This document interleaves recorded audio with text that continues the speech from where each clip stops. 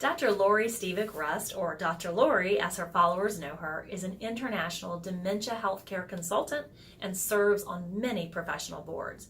She is the recipient of numerous awards for excellence in leadership and advocacy for women and the rights of the elderly.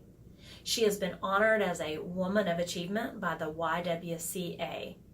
Dr. Lori offers speaking and training programs for women on cultivating courage to move from self-doubt and fear to confidence and authentic power.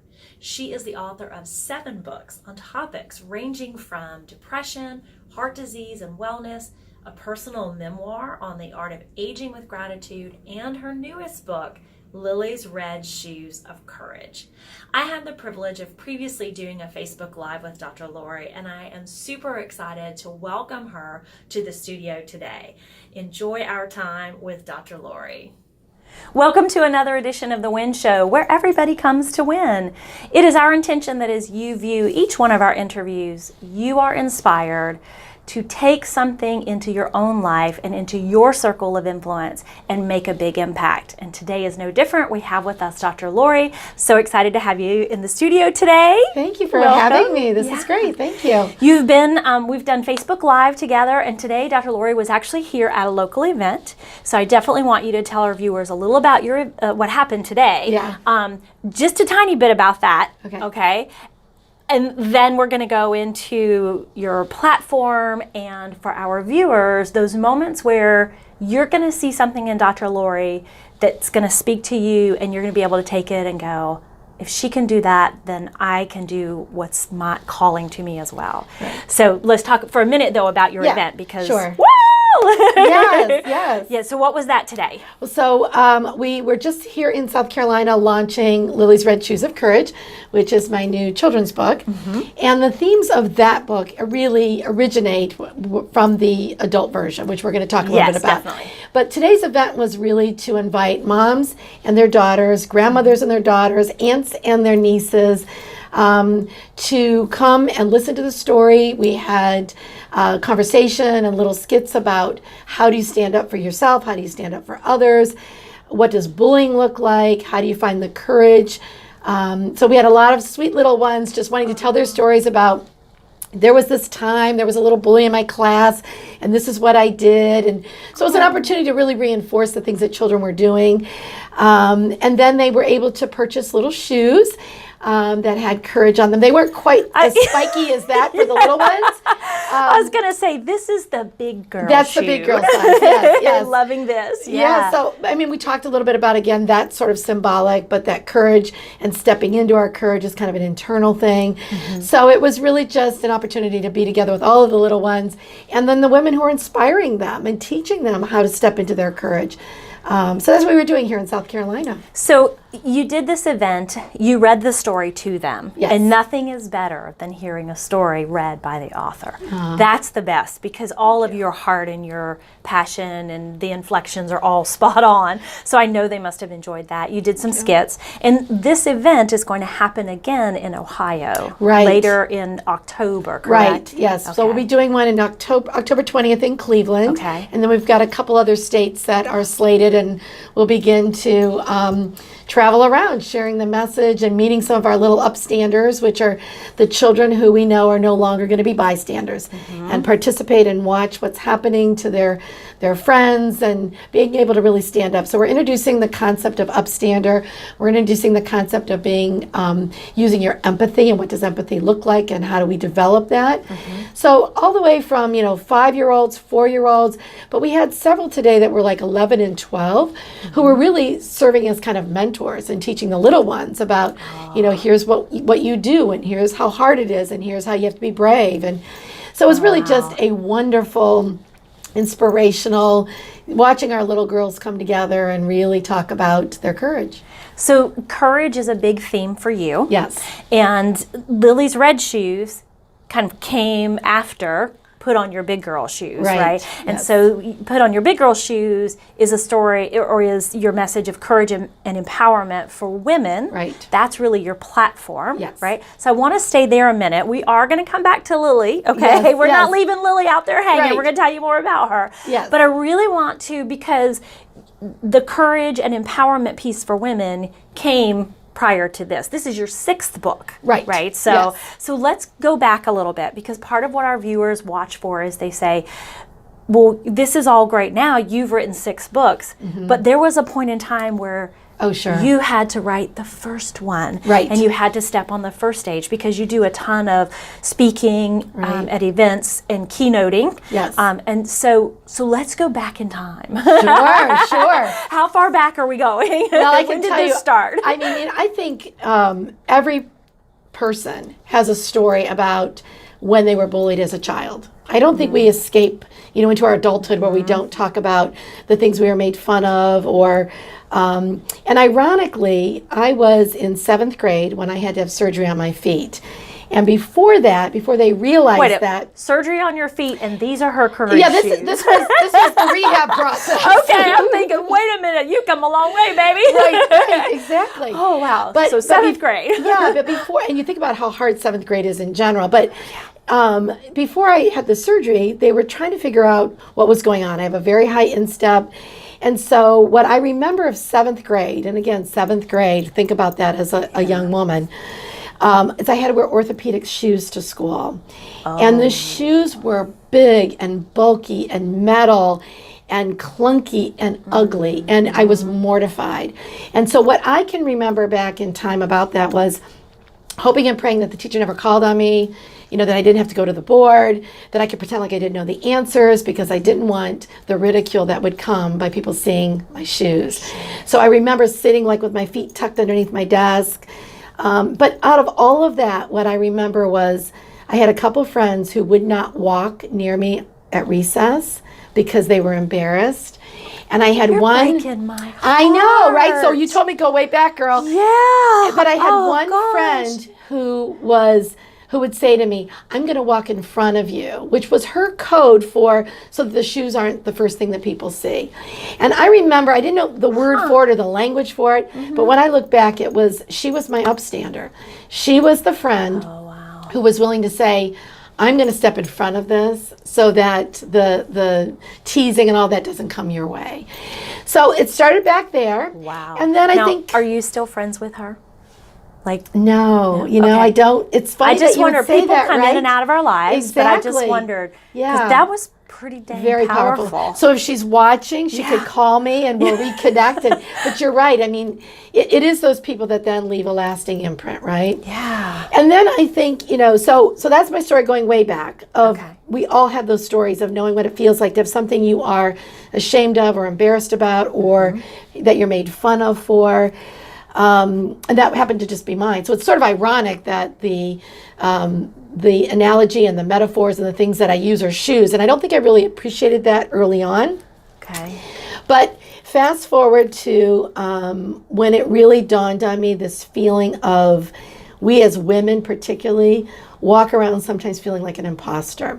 And I don't care how successful you are as a woman, it doesn't really change. Yeah. So I think for many women, I've been a psychologist for almost 30 years, and I can tell you that every single woman that sits on my couch will tell a story like they're the only person. Like, boy, if I could be only as confident and successful as so-and-so, not realizing that so-and-so carries the same insecurities. Yeah. It's how do we pull our resources together and figure out, tell me about your internal conversation about how you navigated through that, and then I can learn from it. And so with that in the back of my mind, and my own story of when I was the youngest in my doctoral program by 10 years, and I had mostly male supervisors. And so it was a setup, I think, in many ways to already feel insecure. I was the young woman. Yeah. And so the very first day, I was interning at Henry Ford Hospital. It was August 15th, 1988. And I got dressed and ready for my first day. And the lab coat came the night before, put on the white coat with my name, Dr. Stevic-Rust, over the left lapel, and I looked into the mirror and I thought, oh my gosh, like I don't belong here. Like I felt like the little girl Playing dress up in my mother's big girl shoes. You know, I literally almost felt like I could hear the shoes clunking as I was walking down the hallway in the hospital.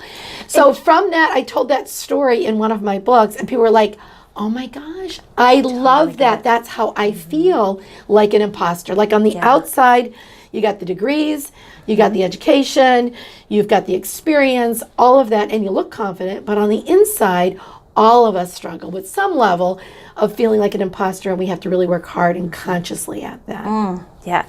Okay, so that right there, I mean, we could stop today and be like, that's so true. And I know that so many people who are watching will be able to say, oh, that's me. Oh, that's me. Just like they did when you read it in your book. Yep. But I have to stop us because here is a question I need to know the answer to. Sure. When you put on the white coat, was it cut for a man? No. Or were you able to purchase it as a woman's cut? No, it was a woman's cut. Okay. That was like burning issue for me. I just had to know that. Yeah. But even in a woman's cut, I'm the imposter. And here it is. My name, doctor, is on it. And I was all of like, I think 23, 24 years old because I went through at a rapid pace.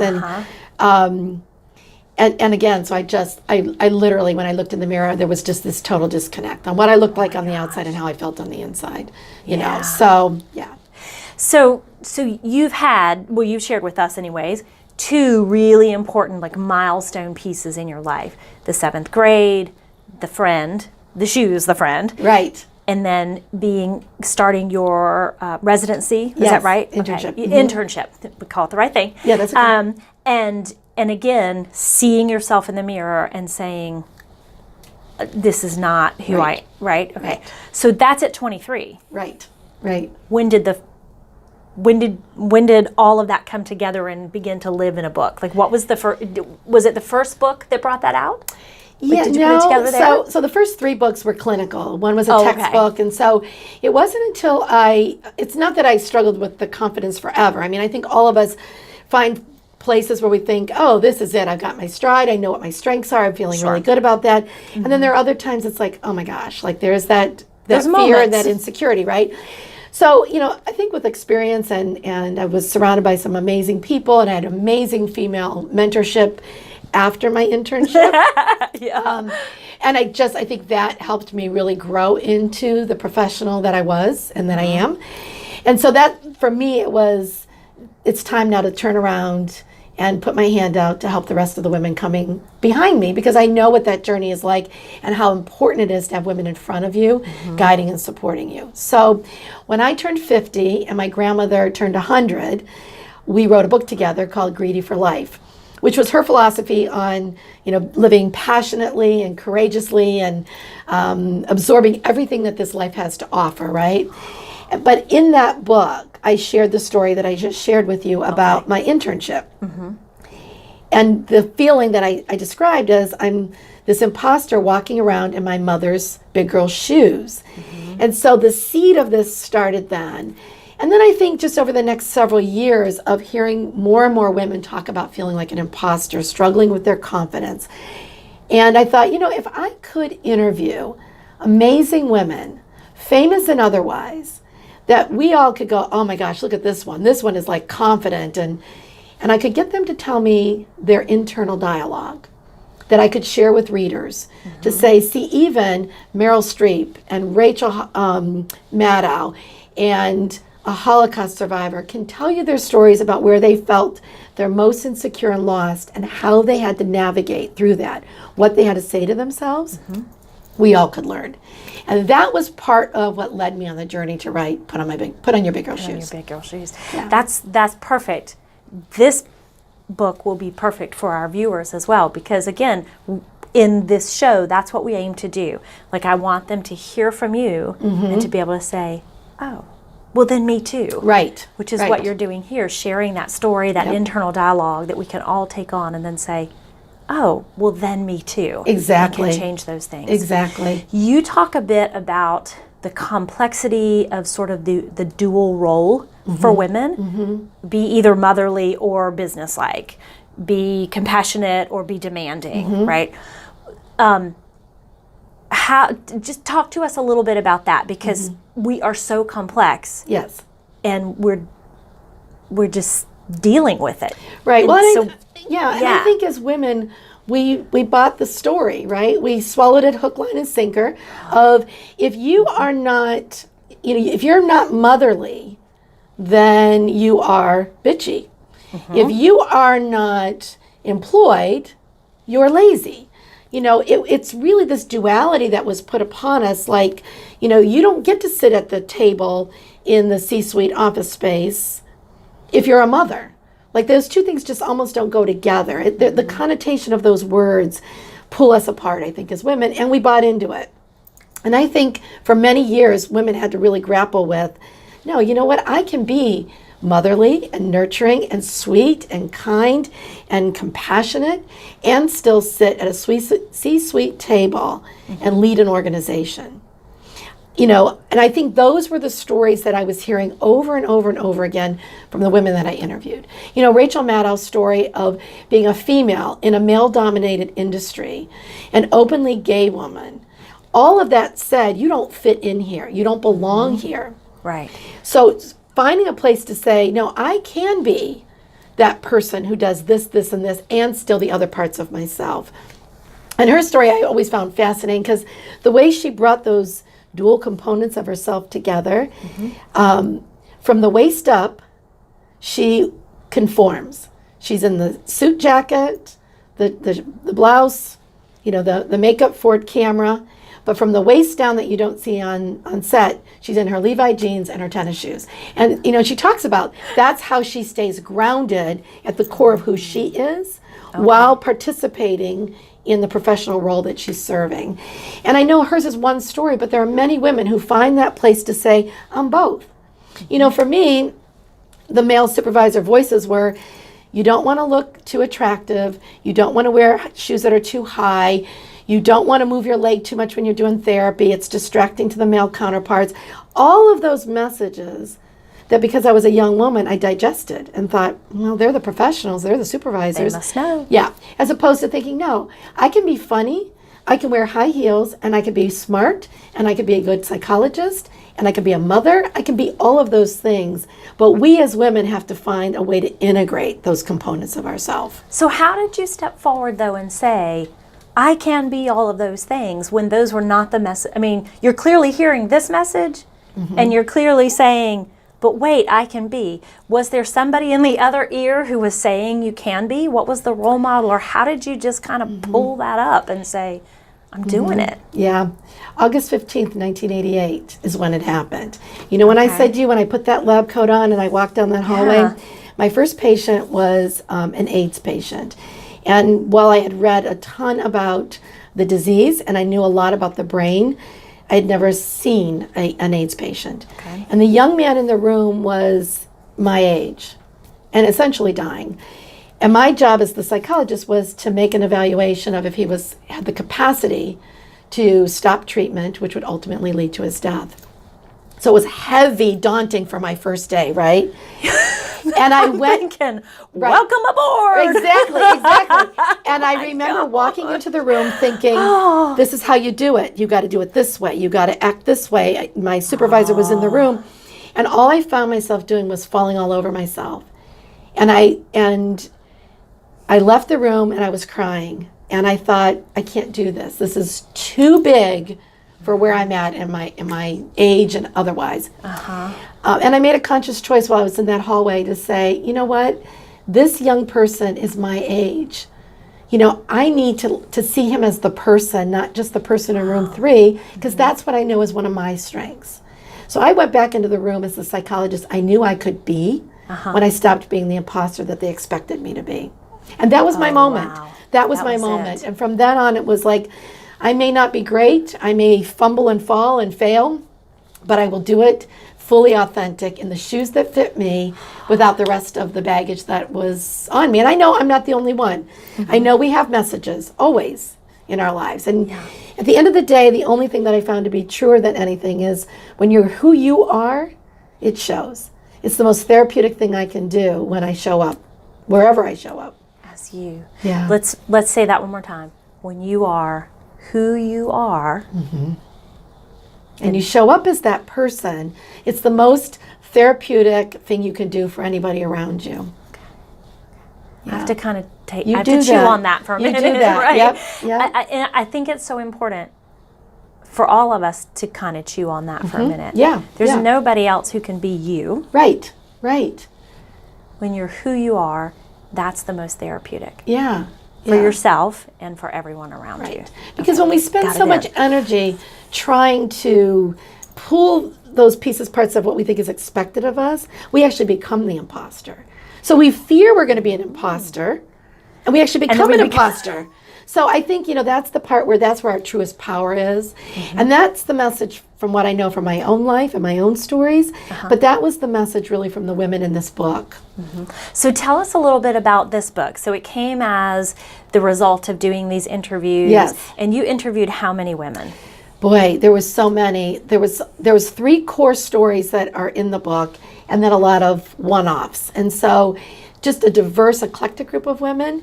Everything from, I talked about Rachel Maddow. I interviewed a homeless mother. Now let that digest, because what does that say to you? How could you be a good mother if she's homeless? Right. Again, our bias, our connotations, the things that, and her story of how she fought for her dignity to find a way to be out on her own and taking care of a child. And not being perceived as, well, you're homeless because probably what? You were either a drug addict or you were lazy. And none of those things applied to her story, but she told her story. I interviewed a woman whose husband fell 15 feet off scaffolding and sustained a permanent brain injury and lived, but doesn't know her or the children. And she's a local media person in the Cleveland area. So she had to grieve publicly. There were lots of people who had expectations about how her life should go. And so the journey of how do you do that to remain true to yourself and to taking care of your children. And then, of course, Rena Ferber-Finder is the Holocaust survivor from Schindler's List, and who was not on my radar, of course, at all when you're writing a book, as I described the book. But, I talk about all the time that these books sort of lead you where you're supposed to go. Yes. Yeah. And her story is the one that really changed me to my core. So share a little bit of her story, if you would. Sure. With our viewers. Yeah. Yeah. So Rena was, she and her family were taken and put in, before she went to the concentration camp, put into the work camps. But Rena was only 10. And so they had to lie to change her birth certificate so she would be 12, so she wouldn't be separated from her mother, so that she could actually go to the work camps. And then ultimately through the story, her grandparents were killed, her father was killed, and she and her mom found their way to Auschwitz. And the only way she survived was because Oskar Schindler, as we know the stories, and not a good guy. So here again, it's like, he had many negative traits about him. He was a profiteer from the war. He was a womanizer. He was a liar. He was a gambler. He was a thief in some ways. But he was the only person who really stepped into his humanity to say, I can't unsee what I've just seen. And he concocted a scheme, as we know from history, of saving close to 1,200 Jews by putting them up as workers in his factory. And Rena and her mother were 2 of the people on that list. And so as the book is leading you, Yes. how do you find your way to her? Because I think for a lot of us, so I want to hear the answer to that question. Yes. But I also kind of want to hear that beginning where I've got to do this book has to be born, to help folks see in you and go, okay, well then I could too, right? Right. So we want to talk kind of about that stumble, but following what unfolds in front of you and being able to go with that's a big part of the journey as well. Right. So how did it unfold, and here you are face to face with Rena? Boy, and I have to think about how the twists and turns, because I'd meet somebody and her story would be fascinating. And one is actually one of those amazing women who was with her hand up helping me along my journey, Dr. Deborah Plummer. And Debbie is an amazing psychologist, author, speaker in her own right.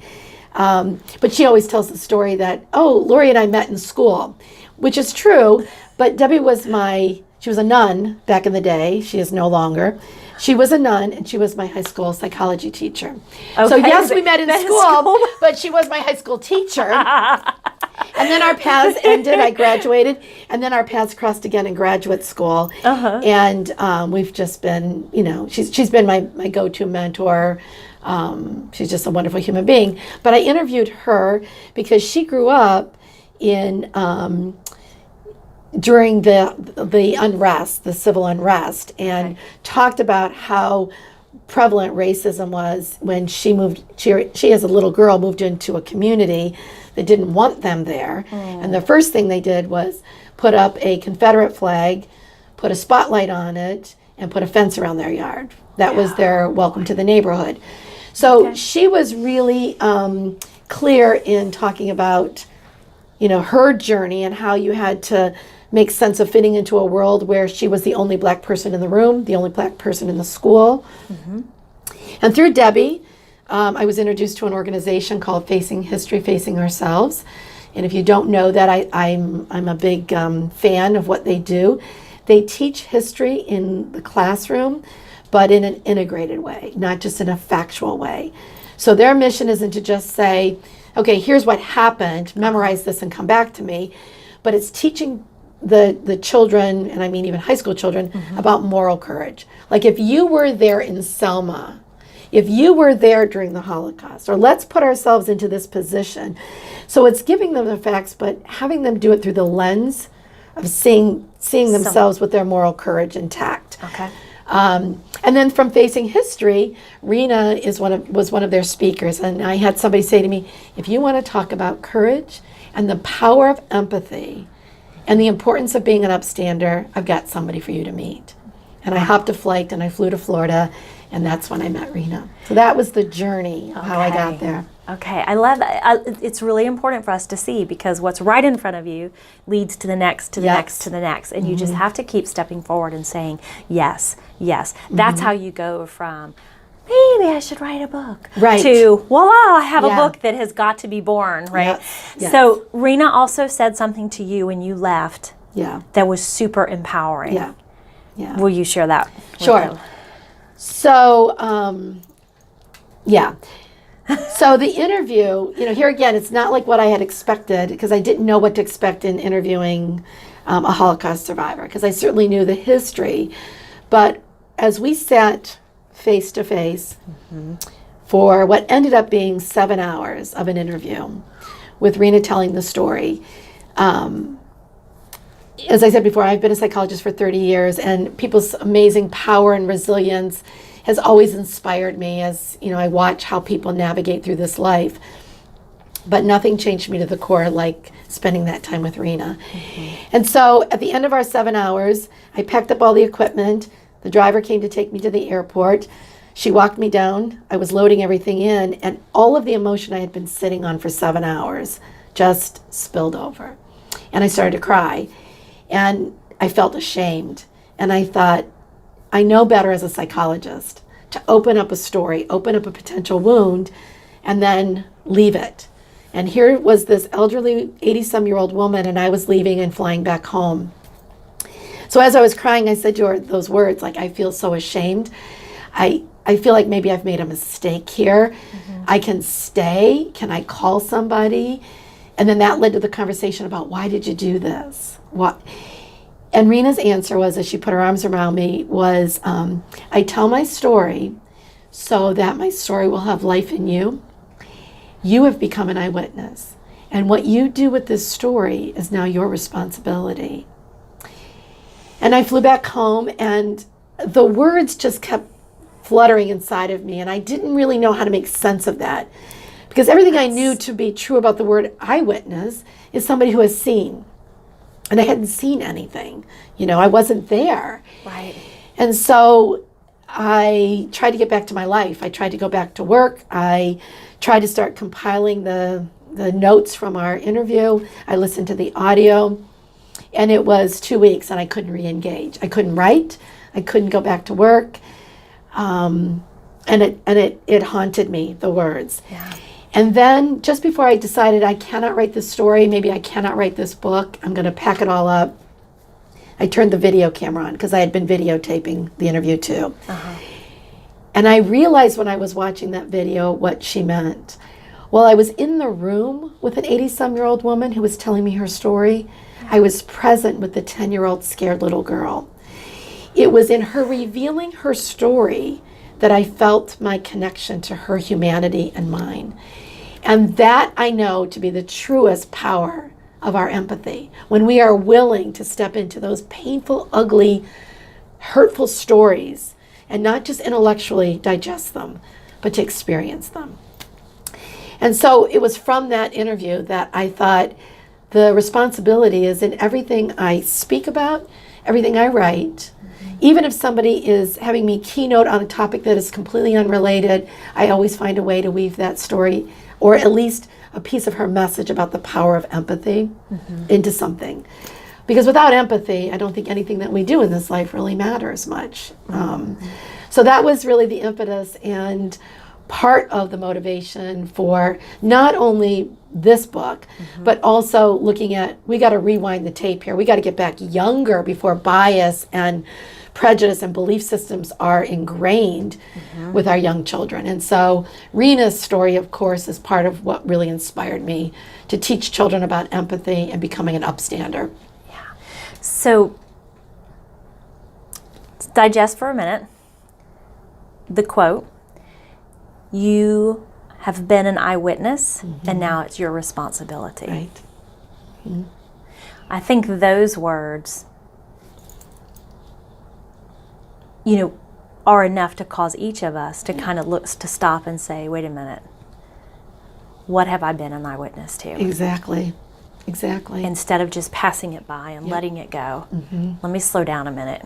In this texty, 140 character, whatever kind of world we live in, to stop a minute and to really examine our own lives and say, what have I been eyewitness to that now is my responsibility? And it takes courage, and I don't use that. I mean, we use it, I think, in so many ways, but when you put the power behind the word courage, it is not easy to see these things. Even in our world today, it's so much easier to say, oh my gosh, we're crazy, and what are we doing to each other? And then we click the TV off, or we turn away from it, because the truth of the matter is, it is so hard to see it or to feel completely powerless as to what can I do. You speak about being optimism in this world, right? And kind of the dark, gloomy world that we have here. So as a first step, what would you say to someone who's watching and just going, I feel like I want to? Like, what is the thing to say, first thing off, just do this? Like, this is the first step. Again, I think as a psychologist, one of the things, I always revert back to, what do I know about the science? What do I know about our brain? Because it all starts there, And so the one thing I know truer than anything is when we say something to ourselves and we make it an absolute, it changes the wiring of our brain. So whether you call that your intention, whether you call that setting your goals, whatever words you use, because all of those are great words. But at the end of the day, what you're saying to your brain is, this is the roadmap of where we're going. Like, the brain needs to see that, to know that this is where we're going. Okay. This is what's going to happen. And then the steps that get us there, that's part of the journey. But this is where we're going. And then the brain really, truly, like neurons, start to wire themselves around the things that we are saying and repeating to ourselves. It's science.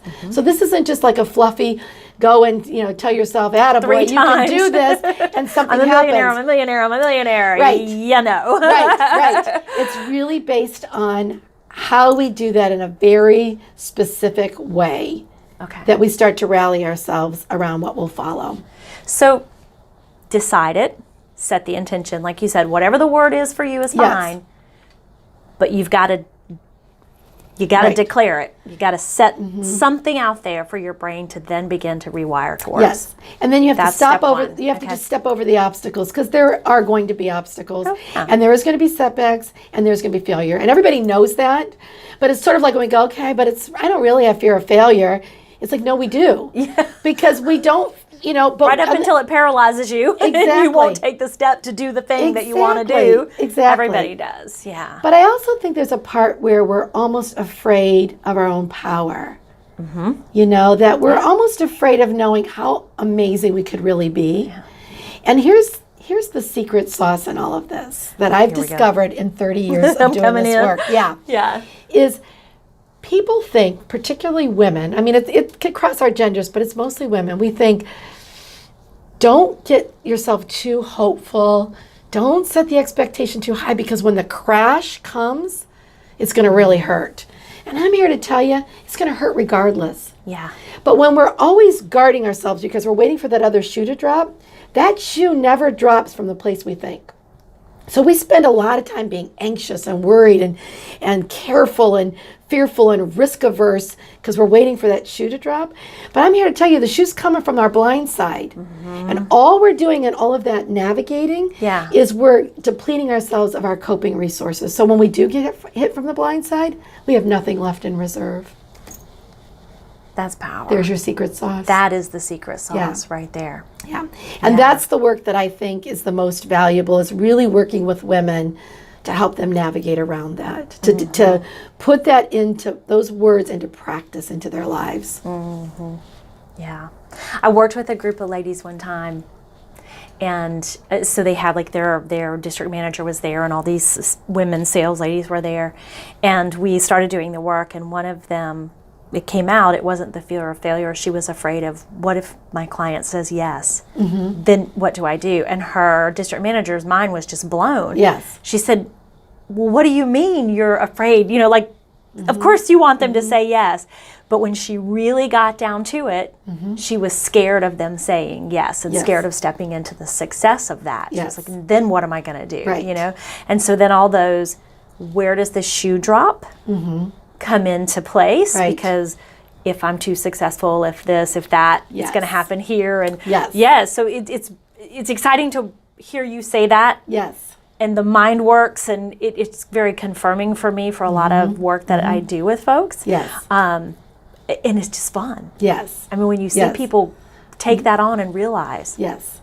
And watch their dreams come true. Like, you're dreaming it and you're seeing it actually happen. Yeah. It's powerful. Yeah. It really is. Yeah. So it starts with the very first thing of saying, doing it. This is it. Yeah. Identifying, and then your brain will kick in. And I don't really think there's just one right way. Like, some people will say you got to write it down and you got to look at it, or you have to repeat it several times to yourself. I think what you just have to do is tell your brain, this is where we're going. Like, you really just have to be conscious about knowing what it is. Yeah. And it doesn't have to be, all tied up in a neat bow. It can be fragmented, but if you could really get your obstacles out of your way, where are you going? Yeah. Having that end product. Yeah. This is the thing. This is what I want it to look like. Super. Yep. Yay! Well, Dr. Lori, thank you so much for being here with us, sharing your books, sharing your shoe with us. And so one more, just kind of round out so in Cleveland, on October 20th is your next Lily's book event. Yes. So, and we'll put your website in so that they can get tickets if you're in the Cleveland area and want to attend that. It'll be amazing, just as it was here in Myrtle Beach. And then we'll also be kind of keeping our eyes on you about where else is Lily in her red shoes? Like, what other states are you going to be in as you continue to go? We'll want to keep our eyes on that. So, thank you so much for being here with us. Thank you so much for having me. Yeah, it's been a big time. Fun. Thank you. Thank you. Okay. So you heard it right here on the Wynn Show. Dr. Lori Stevic-Rust has been with us today and has enlightened us. We hope that in her and in the messages and stories she shared, that you too will find the way that you can make your impact in the world and your ripple in the pond, like she talked about. We'll see you next time.